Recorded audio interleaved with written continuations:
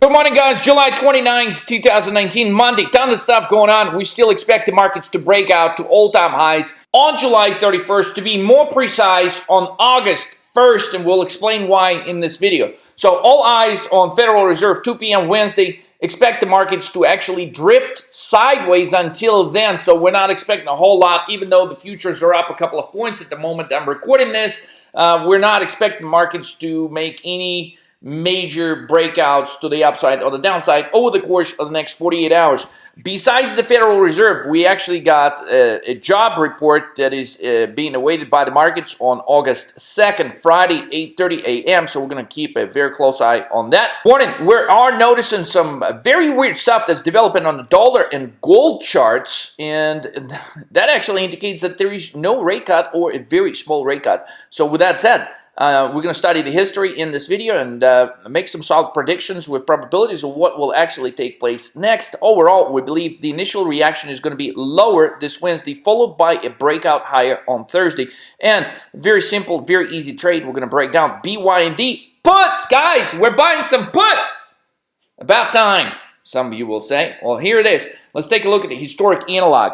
Historic analog basically points to the fact, let me make this a bit larger. This red candle right here is going to be Wednesday, July 31st. As you can see, a couple of days prior to that, the market's just not doing a whole lot. Few points higher, a few points lower. Slight gap up on Tuesday, which would be tomorrow, followed by initial move higher on Wednesday morning, followed by a huge drop lower, and the following day begins this huge rally. So we're expecting the rally to begin on Thursday officially. With that said, it would make sense to buy calls on Wednesday night about 3, 4 o'clock, actually catching this dip right here. So this is why I'm going to show you why that can actually materialize.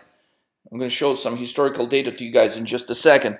So first, let's take a look at the dollar chart, which is a concern because typically when the rates are supposed to be cut, dollar is supposed to drop. That's the relation between the dollar and the interest rates. The higher the rates are, the stronger the dollar is.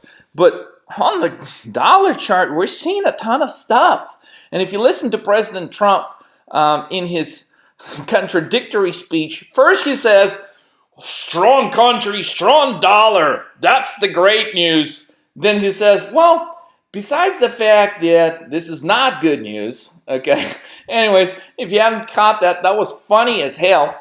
And basically, he was saying that the stronger dollar is a problem for the United States, but he was trying to actually masquerade it under the sauce of good news. Strong means strong. Well, strong means a ton of trouble for the United States, unfortunately, if the dollar continues to get stronger. Now, we're not actually supposed to get a stronger dollar, but the chart, everything on this chart screams stronger dollar. So why would the dollar continuously create these bullish patterns, such as the bullish crossover that was created right here, the reverse head and shoulders right here? Okay, if dollar breaks out above this 98 range, I mean, this is not good for the market. So the market's actually supposed to drop. So stronger dollar typically is not favorable for the markets because stronger dollar impacts earnings of many companies, especially companies that do a lot of business overseas. Also, you got a bullish crossover on the MACD as well. So you've got very positive developments here, including this very strong bullish uptrend, bullish reversal candles all over the place. So the dollar chart looks highly bullish, and specifically last 2 days, which is basically the closest time frame we can look at right now going into this Federal Reserve announcement on Wednesday. Clearly, they're buying dollar. So, which they're supposed to be doing exactly the opposite if they're calculating a half a point cut. The only condition this should produce such a chart if they're actually expecting no rate cut. So, is somebody just, wildly making a bet there's going to be no rate cut? This is very interesting. So, this is the only concern that we actually have going into these earnings in combination with the gold action. The gold, everybody's bullish as hell on gold. You guys know that. We made a bullish case for gold last year in September when it was trading in the 1100 handle, early 1200. So since then, it's up over a couple $100. Recently, we made a bullish case for gold going to the 1400 to 1450, but it's stalling out. There's definite signs that, look at these bearish reversal candles in gold. Look at these accumulation that's starting to kick in there. I mean, these are not good things. So at these high levels of gold, when it was hitting 1440, 1450 last week, they were actually coming in and taking profits.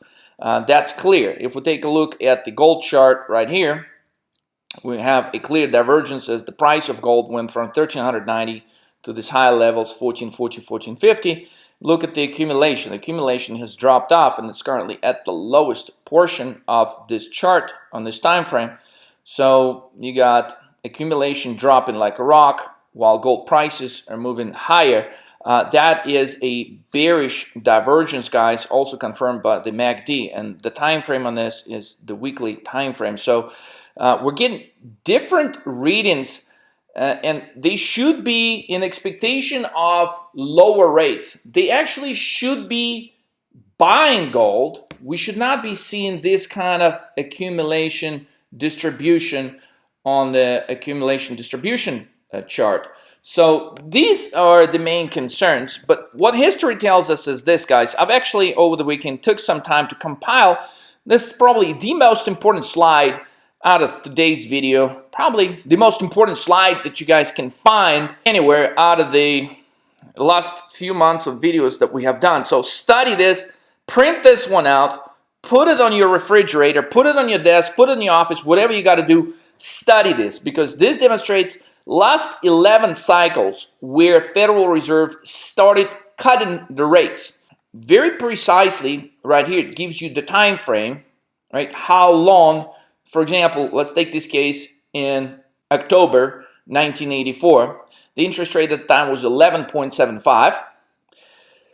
After Federal Reserve was done with the cutting cycle, which took course over 12 months, the interest rates overall were reduced by 3.5 points, or 350 basis points.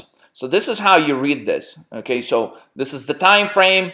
Okay, this is by how much the rates were cut. Going back, for example, to 2001, when they started cutting the rates in 2001, January, it was at 6.5. And by the time they were done cutting, the rates were at 1%. It took 129 weeks. And the rates were cut overall by 550 basis points. Now, on this side of the table, you will find the reaction of the following things: S&P 500, bonds, US dollar, crude oil, and gold. And there is nowhere on this chart where you will see that gold and dollar were moving in the same direction. In other words, something has to give here. But right now, we're only seeing a one-way bet. They're betting the dollar is going to go higher, which is exactly the opposite of what the market expects. So if the market expects the rates to fall, dollar should be dropping. Okay, gold should be moving higher, but we're seeing some definite bearish characteristics on the gold chart. So they're betting dollar higher, gold lower. Okay. We cannot have a situation where gold is moving higher and dollar is moving lower. If we study the history of these 11 cycles, going back to 1982, 1983, there is nothing here, guys, that tells us that dollar and gold simultaneously moved higher. So one of these things will have to drop. It's either dollar will take a huge hit this Wednesday, or gold is going to take a huge hit. We're not expecting both of them to move higher. So something is going to have to give. And ultimately, for the market to move higher, we actually need the dollar to get hit. So we're going to be paying very close attention to what is actually going to take place to the dollar today and tomorrow. Therefore, we're not going out there blindly buying a ton of call positions, even though if you study the history, read the response of S&P 500. So for those of you guys that predominantly trade S&P futures, right, this is the important data for you right here. The important data is that in 73% of cases, when the Federal Reserve started cutting the interest rates, S&P 500 went up 2.1%, 2.4, 7.9, 12%, 18% higher, 10% higher, 5.8% higher over the course of the 3 months from that initial rate cut. So this gives us a 73% probability, okay, that the market will move higher. And there's a couple of exceptions, which coincides with the crisis in 2007. And at that point, the Federal Reserve actually started cutting the rates too late. And the same conditions was met in 2001. The Fed started cutting the rates too late. So if we take these two cases out of the equation, it was only one instance when the Fed cut the rates and S&P 500 went down by only 2%. So we're kind of looking at a scenario where overall, yes, it's a 73% probability, but if you take a closer look and you analyze these things case by case, you really have like a 90% probability of the market moving higher. So with that said, we've talked in the prior videos that it's all about the expectation. So most of the market participants clearly are pricing most of the market participants are pricing in a quarter-point cut. However, what the market is expecting is a half-point cut. And so what we're seeing is, based off the dollar action, based off the gold action, based off those charts, the probability of just a quarter-point cut is what these charts are really telling us is going to take place. So for that reason, we expect the initial reaction, because if majority of the investors are hoping that there's going to be a half-a-point cut, but we only get a quarter-point cut, initial reaction is going to be lower. That's why you don't want to go and buy a ton of calls. You want to wait till Wednesday afternoon. So initial reaction is going to be lower, followed by a reaction higher, because that's what history tells us. We got 73% to 90% probability that the market will move higher because, as you can see, well, back in the days, those historic rate cuts, they weren't cutting them by like a quarter point most of the time going in, and they were cutting them by like a point and a quarter, 2 points sometimes. So, but if you take a closer look at the more recent history, then a quarter point increments is more of what's been taking place. So just keep this in mind, guys, that a quarter point is still a rate cut and will officially lock in the 12 rate cut cycle. And that gives us high probability that on the initial rate cut over the next 3 months, the market has a much higher probability of moving higher rather than lower, despite of what the initial reaction could be. So breaking out above 3,023 to all-time highs, that was from the prior couple of videos. We basically said on Friday morning that the market was going to retest the new highs. That is exactly what we were getting on Friday, right? We actually got to a level of 3,029. Now, once we got there, kind of a small correction going to the close, and we're going to take a look at that in a little bit more detail. Now, let's take a look at the trade of the day. The trade of the day is BYND, and I have a chart here of TLRY. For those of you guys that were trading with us last August, September, October, you know there were a ton of money that was made on TLRY with us. And basically, we kept shorting the stock, stair-stepping on TLRY as it hit a level of 299. That was actually my last ad. There's a whole video devoted to this TLRY trade somewhere on the channel, guys. So if you're really curious to get all the details on huge returns that we nailed on this one, you can go and review the video, because the same concepts will be applicable to trade in this BYND stock. So basically, what we're saying, this is exactly what's about to happen to BYND shares. They currently trade in comparison, when we look at TLRY, it went from 20 bucks to 299 roughly in 90 days. Now, these last two moves above 200, they didn't happen over the course of a month. They happened rather rapidly. So, and then it gave up those moves rather rapidly as well. So from 299, it drops all the way to basically 100 bucks within the course of just a few days. So we think this is exactly what's going to happen to BYND. All the conditions on the chart, if you take a look, there's actually an acceleration in volume. There's actually RSI is hitting all-time highs on BYND. You got accumulation distribution on BYND looking just like this one on TLRY before this huge drop. Okay, predominantly this huge move within such a short time frame. The reason for pointing out that these move from 20 to 299 happened within 90 days is it coincides, for those of you guys that study the charts divergences and recognition course, you guys know that there is such thing as a loss of momentum. Okay, so all of these charts, Bitcoin on December 2017, all of them, they have the same identical chart. And so the chart now on BYD looks identical to TLRY in September 17th through 24th. So if we look at this historic analog, this is the move next in BYD shares. So notice it drops, it pops, drops, pops. Overall, it keeps moving lower. In 12 months, we actually expect in BYD shares to trade about 40, 50 bucks. That's what the historic analog shows. Now, I'm actually posting a separate video on making a TLRY historic comparison to BYD. All you need to know for the purpose of today is just short the hell out of BYD. Now, considering this chart right here, you want to start buying puts. And you know, guys, I've expected this drop to come in Friday. It did not materialize. It played along with it. So far, pre-market, BYD trades in a range between 232.80 and 240 as I'm recording this. So at some point, this stock is going to crash in the next 72 hours. And this is actually the case where you do want to go ahead and start buying puts ahead of the earnings, because after such a huge run up in the shares, okay, it's not going to be able to sustain these levels. So what you may see after hours in BYD is maybe initial pop. Okay, I mean, how high it could go? 250, 260. Okay, the highest it could go is 299, and then it's going to have a $150 drop. So basically, our target for BYD shares is 145 bucks. Its appreciation in shares has not been as drastic as TLRY. When TLRY went from 200 to 299, that literally happened within a few days. BYD has had a rather gradual appreciation, still ridiculous, but gradual in relation to TLRY.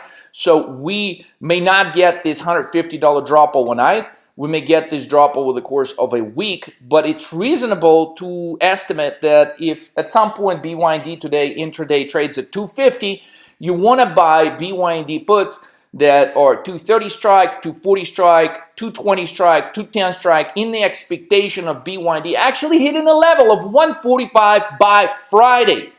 Now, I personally think it could drop to 145 by Thursday, August 1st. So that's the, get more details in a separate video on these guys, but that's the trade. On Friday, we had a move one.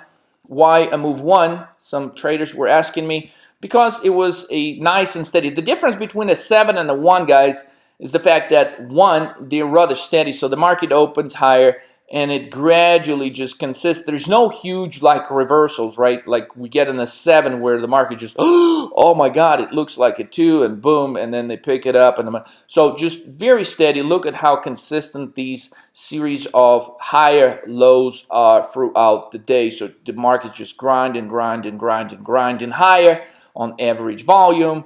Okay, but the most important thing that we did notice is towards the end, the sell-off was not huge. I mean, look at this. It's 3 points, no big deal, 3-4 points. But it is a sell-off in relation to how steady everything has been throughout the day. It did take place on high volume. As you can see, accumulation distribution also drops.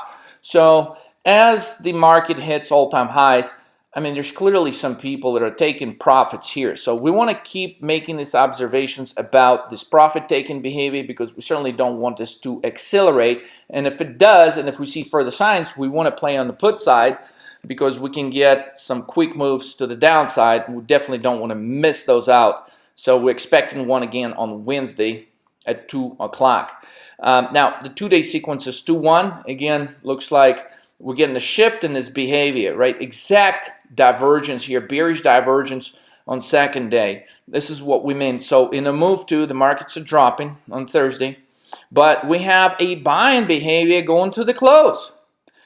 And on Friday, the markets are actually climbing higher, but we get a sell-off behavior into the close. The accumulation distribution telling us that on Thursday, they were accumulating shares into the close, and on Friday, they were getting out of the market. So this is actually a shift from bull to a bear.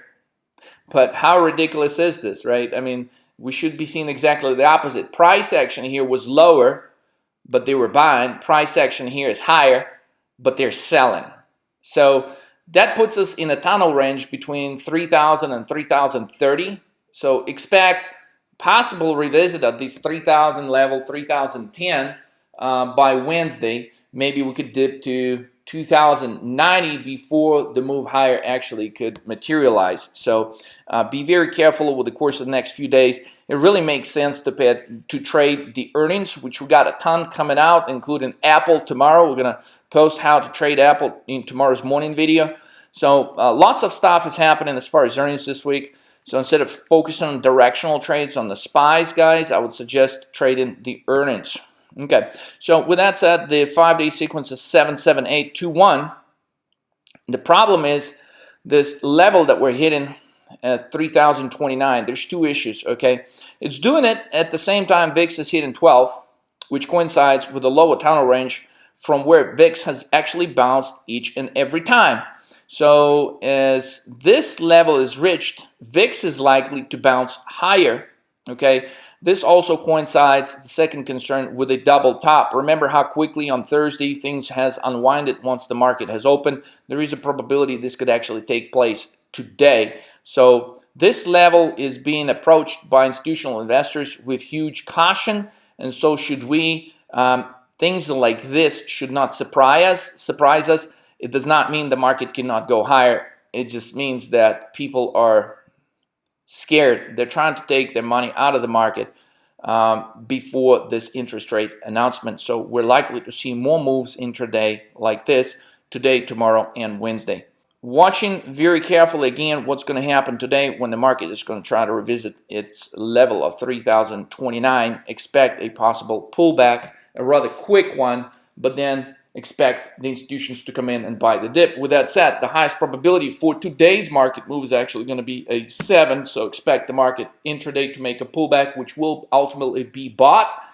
We're not expecting anything crazy, any crazy reversals like in a move 2, but we are expecting a drop intraday on Wednesday, okay?